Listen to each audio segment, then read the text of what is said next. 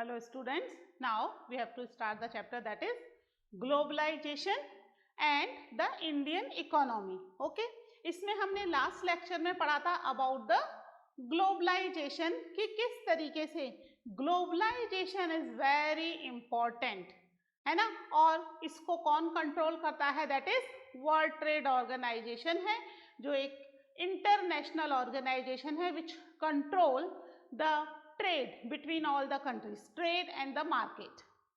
Okay, that is globalization भी क्या है basically integration of trade and market, जिसमें foreign trade और foreign investment होता है through the multinational corporation. ये multinational corporation क्या है, हमने एक एग्जाम्पल भी देखा था यूनाइटेड स्टेट्स की एक कंपनी का जो एक इंडस्ट्रियल इक्विपमेंट बना रही थी, किस तरीके से पूरे वर्ल्ड में उसने अपना कंपनीज बनाई हुई थी अलग अलग जगह, जहां से जो चीज फायदा दे रही है वहां से उस चीज को उसने ऑप्ट किया और अपने लिए यूज किया, है ना।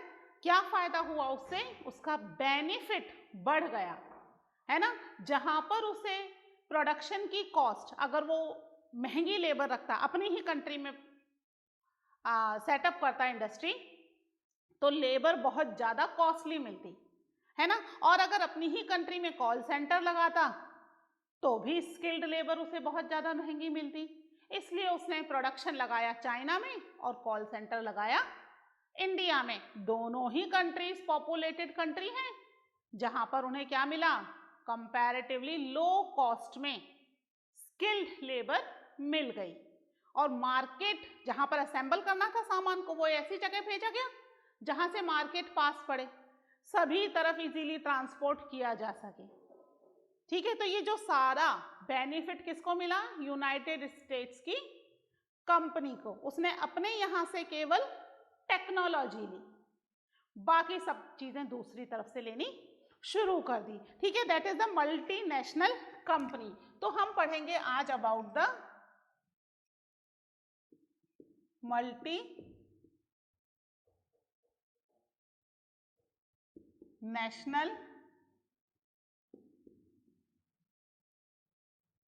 कंपनीज।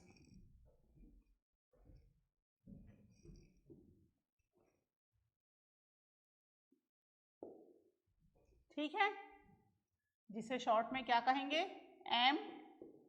MNC, है ना। MNC वर्ड से आप बहुत ज्यादा यूज टू होंगे, सुनते रहते हैं, ये MNC है, वो MNC है, या मेरा ब्रदर MNC में काम कर रहा है, उसका कजन MNC में काम कर रहा है। ये MNCs क्या हैं, समझ में आया। ये ऐसी कंपनीज हैं जो किसी एक कंट्री पर पूरी तरीके से डिपेंडेंट नहीं हैं, अपने वर्क का कुछ पार्ट उस कंट्री से करवा रही हैं, बाकी पार्ट कोई और कंट्री कर रही है, और बाद में सब चीजों को असेंबल कर लिया जाता है ना। अपना बेनिफिट जहां जहां उसे मिल रहा है वहां वहां वो काम करवाया जा रहा है।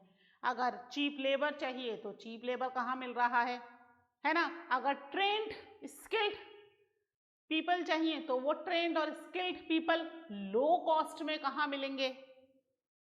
ठीक है, तो ये मल्टीनेशनल कंपनीज इस तरीके से सब तरफ से बेनिफिट अर्न करने के हिसाब से अपने को एक्सपेंड कर देती हैं to the various different countries.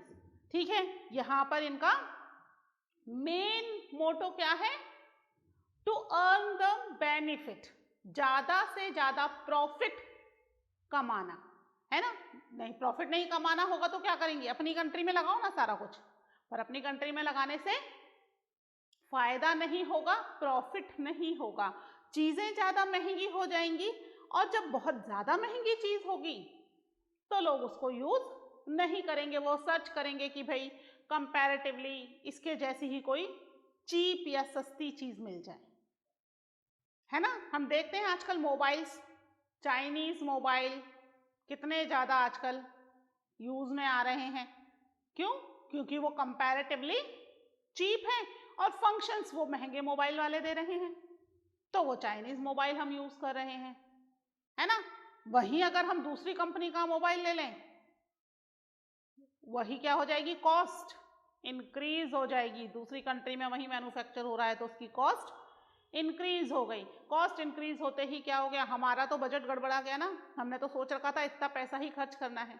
तो यहाँ पर लोगों की डिमांड के हिसाब से भी सोचा जाता है कि कौन सी चीज किस कॉस्ट में बेची जाए कि ज्यादा से ज्यादा लोग उसे परचेज करें, है ना। तभी वो क्या करते हैं, मल्टीनेशनल कंपनीज हर तरफ से प्रॉफिट गेन करने की कोशिश करते हैं और चीजों की प्राइस भी इस तरह से रखते हैं कि लोग ज्यादा से ज्यादा उसको परचेज कर पाएं। ठीक है, तो मल्टीनेशनल क्या है, दैट इज, लिख लेते हैं पहले हम अबाउट द मल्टीनेशनल कंपनीज। ठीक है, multinational company, MNC is a company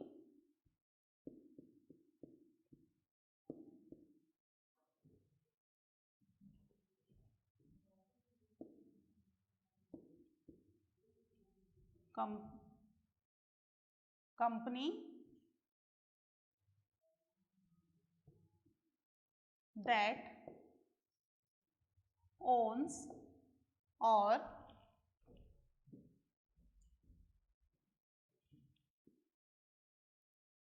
control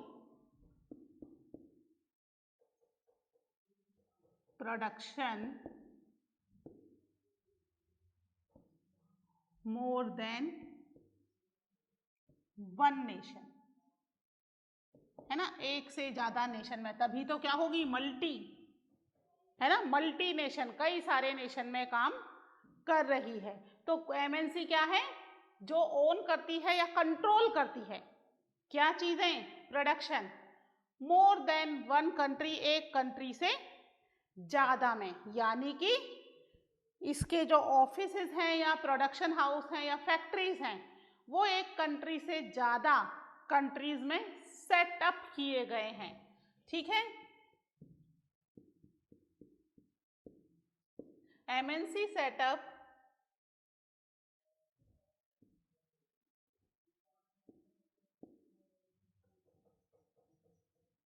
offices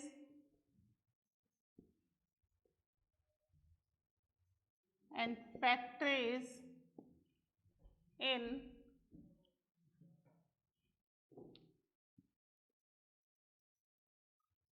regions where they can get more profit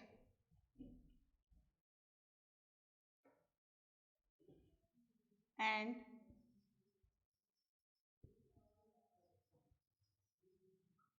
other resources. ठीक है, जहां पर उसको ज्यादा प्रॉफिट मिले तो और दूसरे रिसोर्सेज भी, other resources like cheap labour,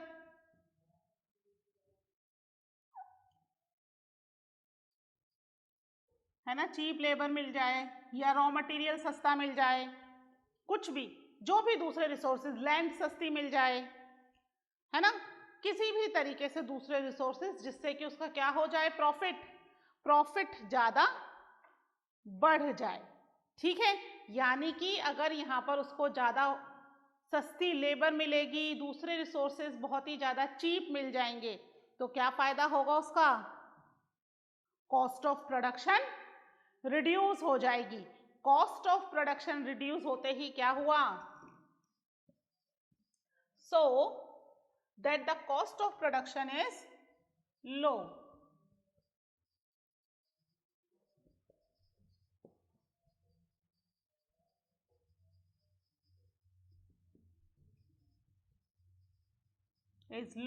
and MNC can earn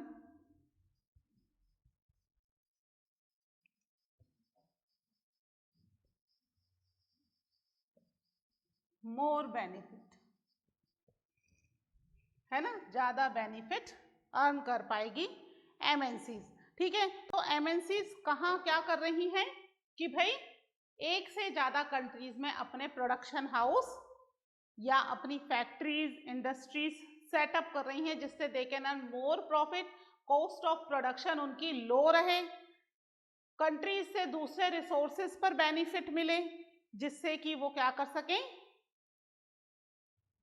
अपना प्रॉफिट ज़्यादा बढ़ा सकें, है ना। अपना प्रॉफिट बढ़ाने के लिए ही वो अलग अलग कंट्रीज में इंडस्ट्रीज और दूसरा कुछ सेटअप करती हैं। आप इसको लिख लो, फिर हम और बात करते हैं।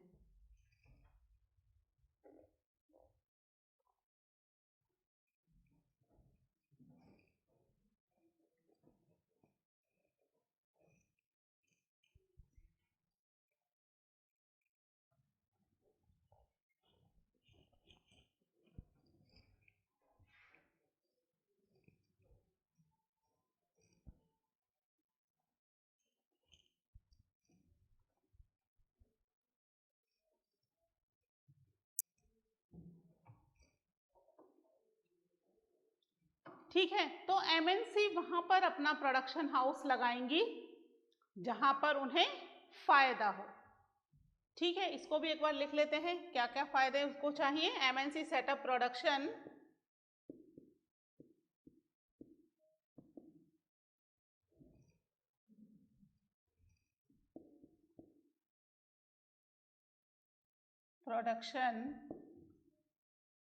where it is close to the market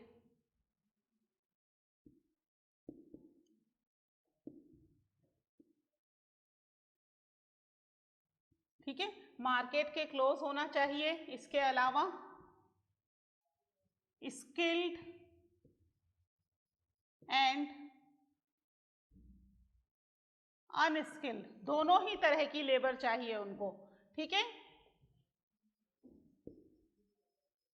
labour available at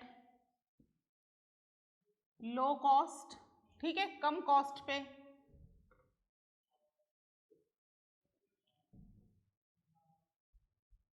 at low cost,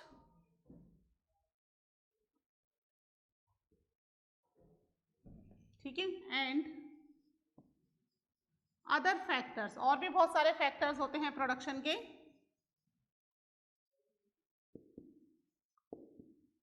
of the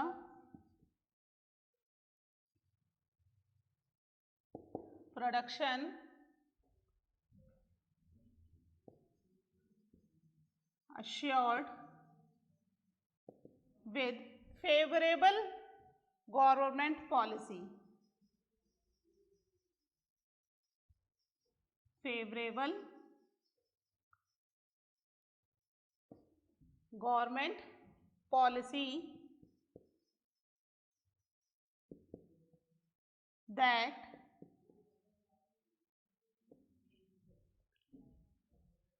they can look after their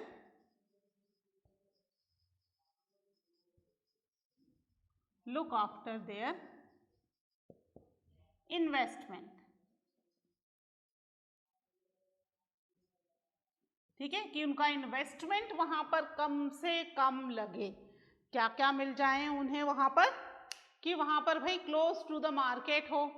China और इंडिया में इसीलिए इंडस्ट्रीज लगती हैं क्योंकि मार्केट बहुत बड़ा है ना। इसके अलावा स्किल्ड और अनस्किल्ड लेबर मिल जाए, किस पर, एट लो कॉस्ट, कम कीमत पर। कम कीमत पर मिल जाएगी तो प्रोडक्शन की कॉस्ट अपने आप कम हो जाएगी, है ना।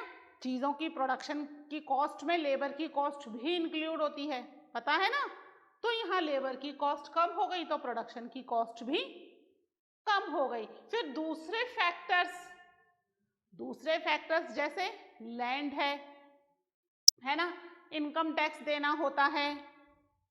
ओके, लेबर्स के लिए कुछ लॉज बनाए हुए होते हैं हर कंट्री ने, वो लॉज, ये सब चीजें जो है क्या करें, assured with favourable government policies, assure किया जाए विद द गवर्नमेंट पॉलिसीज जो उनके फेवर में हो, जिससे वो अपने इन्वेस्टमेंट को ज़्यादा से ज़्यादा लुक आफ्टर कर सकें। यानी अपना इन्वेस्टमेंट उन्हें कम से कम करना पड़े और उनका प्रॉफिट ज़्यादा से ज़्यादा हो।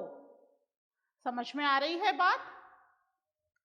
ठीक है, तो इस तरीके से एमएनसीज अपना वर्क करती हैं। ऐसे अपनी बुक में एक एग्जाम्पल दिया हुआ है कि वहां पर लेबर्स जो हैं दे वर डिमांडिंग कि भाई उनके वेजेस बढ़ा दिए जाएं, और जो मैनेजर है या जो ओनर है वो कह रहा है तुम्हें वेजेस बढ़ा के दूंगा तो फैक्ट्री कहीं और नहीं लगा लूंगा।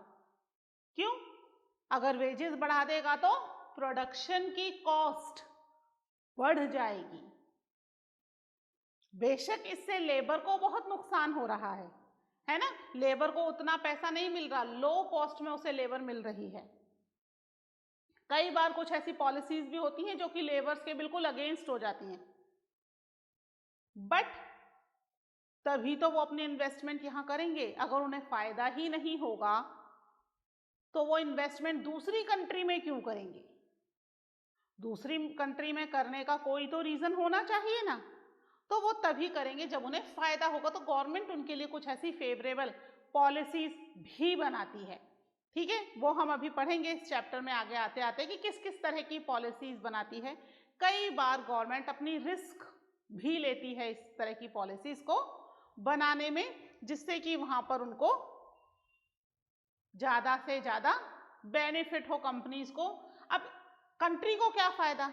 मान लीजिए इंडिया की गवर्नमेंट ने फेवरेबल पॉलिसी बना दी कि भाई लेबर को कम पेमेंट करना, लैंड भी हम आपको 50% सब्सिडी पर दे देते हैं, 50% रेट पर आप लैंड भी ले लो, है ना, इनकम टैक्स भी आप शुरू के 2 साल 4 साल मत देना।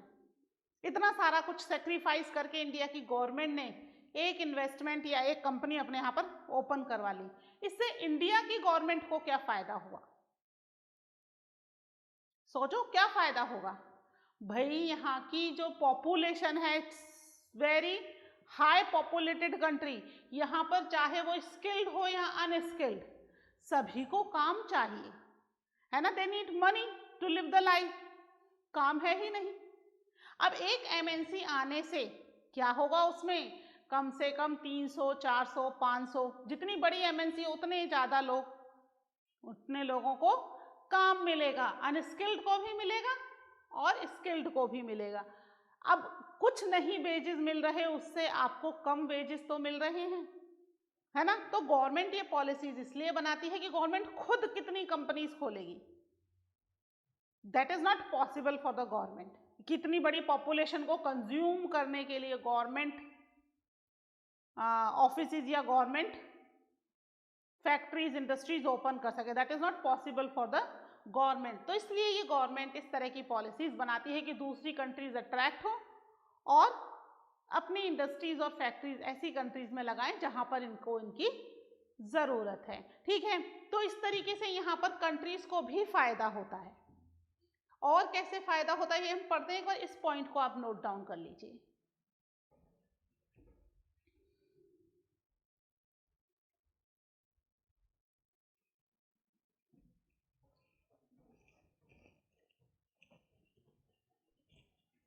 ठीक है, यहाँ पर दो तरीके से हम देखते हैं कि फायदा, वैसे तो कई तरीके से फायदा होता है पर मेन 2 पॉइंट्स में हम इसको लिखते हैं कि एमएनसीज के होने से क्या फायदा हो रहा है।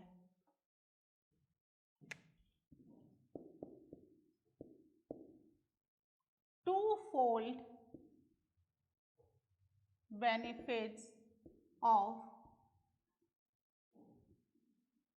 फॉरेन इन्वेस्टमेंट, है ना। फॉरेन इन्वेस्टमेंट के बेसिकली दो जो है वो फायदे हैं। फायदे बहुत सारे हैं पर हम मेन 2 फायदे देख रहे हैं। कौन कौन से, क्या है? फर्स्ट तो MNC can provide money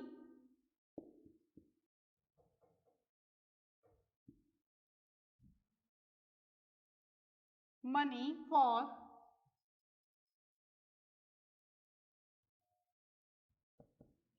additional investment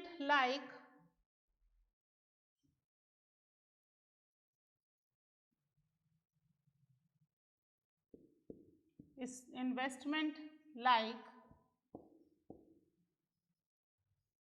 buying new machines, है ना। वो इस तरह के एडिशनल एक्स्ट्रा इन्वेस्टमेंट कई बार करती है, नई नई मशीनें वगैरह। अब नई मशीनें हमारी ही कंट्री से खरीद रही है, जिस कंट्री में एमएनसी लगाएगी वहीं से तो खरीदेगी, है ना। तो वहां पर नई मशीनें खरीद रही है तो उनको भी क्या मिला, काम मिला, जो उस तरह की मशीन्स बना रहे हैं, तो उसके लिए भी मनी प्रोवाइड कर रही है।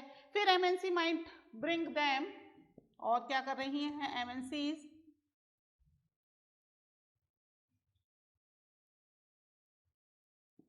Might bring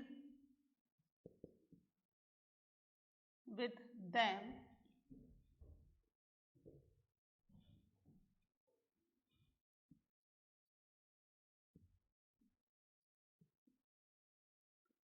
the latest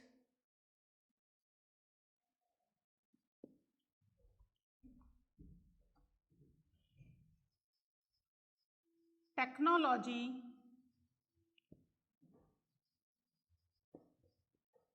for production. ठीक है, अपने साथ अपनी कंट्री से लेटेस्ट टेक्नोलॉजी भी लेकर के आती है, जिससे कि क्या हो सके, प्रोडक्शन ज़्यादा से ज़्यादा अच्छा हो सके, बेटर हो सके। ठीक है, इसके लिए हम एक एग्जाम्पल देखते हैं, पहले आप इसको नोट कर लीजिए, फिर हम देखते हैं कि एग्जाम्पल की किस तरीके से दूसरी कंट्रीज अपना इन्वेस्टमेंट, अपनी टेक्नोलॉजी, दोनों ही चीज़ें दूसरी कंट्री के साथ शेयर करती हैं।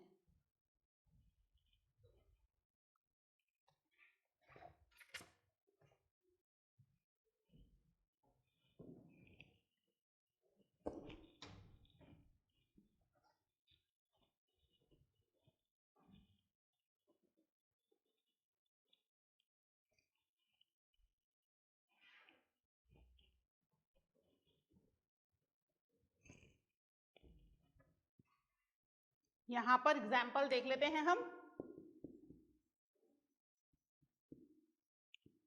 ठीक है, यहां पर अमेरिकन कंपनी है, कौन सी है, कारगिल फूड कंपनी।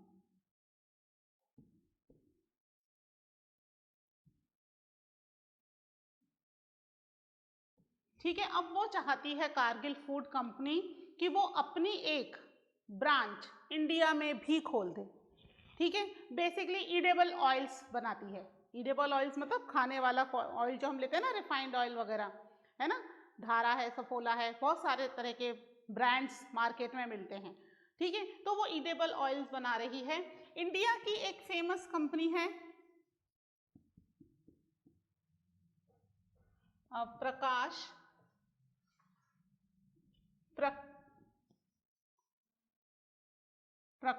प्रखर, है ना, प्रखर फूड कंपनी, नाम एक बार देख लेना बुक में क्या है सही से, हम प्रखर फूड कंपनी लिख देते हैं। ठीक है, इंडिया की एक कंपनी है प्रखर फूड कंपनी, वो भी ईडेबल ऑयल बना रही है, और इंडिया में इसका जो प्रोडक्शन है वो बहुत ज़्यादा अच्छा है ना, एक बहुत अच्छा गुडविल बना हुआ है इस कंपनी का इंडिया के अंदर। ठीक है, इसके गुडविल बने होने से, इसके नाम से प्रोडक्ट बिकते हैं कि अच्छा परख फूड कंपनी का है तो अच्छा आइटम होगा। ठीक है, तो अमेरिका जब अपनी इंडस्ट्री खोलना चाह रही है तो इसने यहाँ पर अपनी इंडस्ट्री खोलने के लिए परख फूड इंडस्ट्री को चुना। ठीक है, परख फूड इंडस्ट्री को क्यों चुना, क्योंकि इसकी गुडविल है ना, तो इस गुडविल के बेस पर क्या होगा, मार्केट में इसका सामान इजीली बिक जाएगा, ऑलरेडी इसका मार्केट है बहुत अच्छा खासा बड़ा इंडिया में, है ना। अब इंडिया की कंपनी इसको क्यों चूज करेगी, क्यों वो अपना अच्छा खासा मार्केट छोड़ के अमेरिका की कंपनी के साथ टाई अप करेगी, क्योंकि अमेरिका की कंपनी के साथ टाई अप करने से ना केवल उसे अच्छी क्वालिटी की नई मशीनें मिल जाएंगी अपना काम करने के लिए, बल्कि अपने काम को और ज़्यादा एक्सपेंड करने के लिए, इंडिया में और फैलाने के लिए उसे फॉरेन इन्वेस्टमेंट भी मिल जाएगा, अच्छा खासा अमाउंट भी ये कंपनी इसको दे रही है। ठीक है, तो यहाँ पर ये किसके लिए कर रही है, इसके साथ टाई अप, पहला reason for the foreign investment.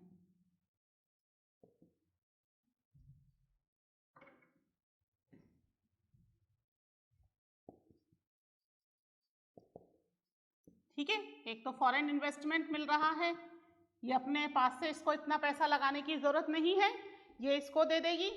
Secondly ये क्या देगी इसको, न्यू मशीन्स। और फिर क्योंकि इसके नाम के साथ मेड इन इंडिया के साथ साथ क्या लग गया, मेड इन अमेरिका लग गया, है ना, तो ये एक इंटरनेशनल ब्रांड हो गया।